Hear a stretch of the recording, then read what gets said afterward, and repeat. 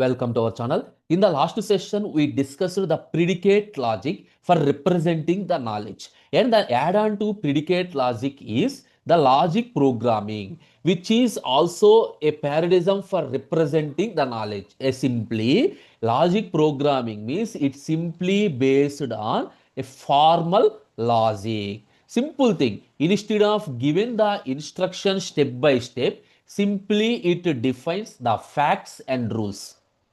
Logic programming means instead of defining the instructions step by step, it simply defines the facts and rules. Based on the facts and the rules, automatically the system derives the answer. Okay, so it is mainly based on the formal logic. It defines the facts and rules. Based on this, the system derives the answer. One main example, it is mainly used in Prolog. The name only specifies Prolog, programming in logic. This is the most popular programming language that supports the concept of logic programming. Simple sense. How do we get the answer?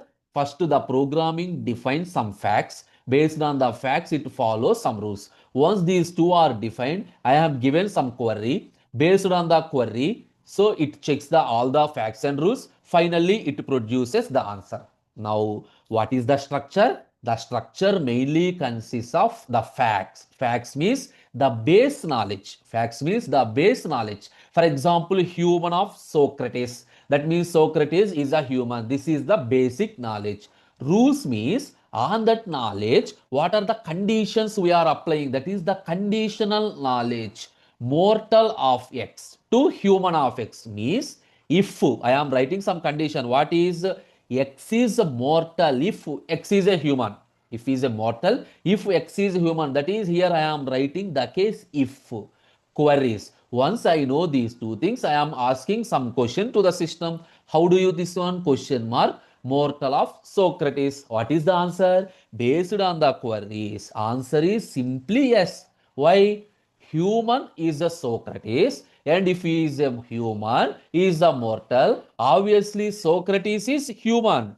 So the system infers mortal of because the system inference mortal of Socrates because Socrates is a human. How do we represent? In the structure of Prolog, human of Socrates, this one. So obviously, what is the answer? Answer is X. Simply it detects that Socrates is mortal because we have a fact. This is the fact, this is the condition, and this is the query. Based on the fact and conditional rule, I am deriving the answer. I am deriving the answer. This is the way how do we represent the knowledge in logic programming. Now, what is the inference mechanism that we are used in logic programming? For example, rules of the form A2, B1, B2, Bn. For example, we have n number of classes. If A is true, sorry, A is true if all B's are true. For example, I have a horn class A2, B1. When A is true, if all the B's are true, then only A is true. Now, what is mean by backward chaining? Simply starts with a query. That is, what is your aim?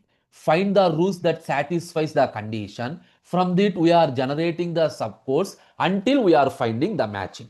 Suppose, understand carefully, in the reverse direction, I have the query mortal of Socrates. Here the output is yes or no.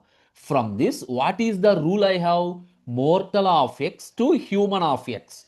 What is the subgoal you need to check?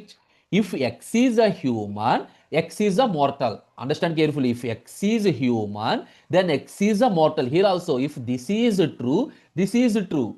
If X is a human, he is the mortal. Then from this, I am getting the subgoal. What is you need to aim? Human of Socrates. In place of X, yeah, placing human of Socrates. Obviously, what happened? Socrates is a mortal. Obviously, human is mortal. That means backward chaining means from the goals, sub-goals, facts, and then success. This is the mechanism that we are following in logic programming. Now, what are the advantages? Simple advantages. Declarative. That is, you need to focus on what to specify. That is, what to solve, but not how to solve it.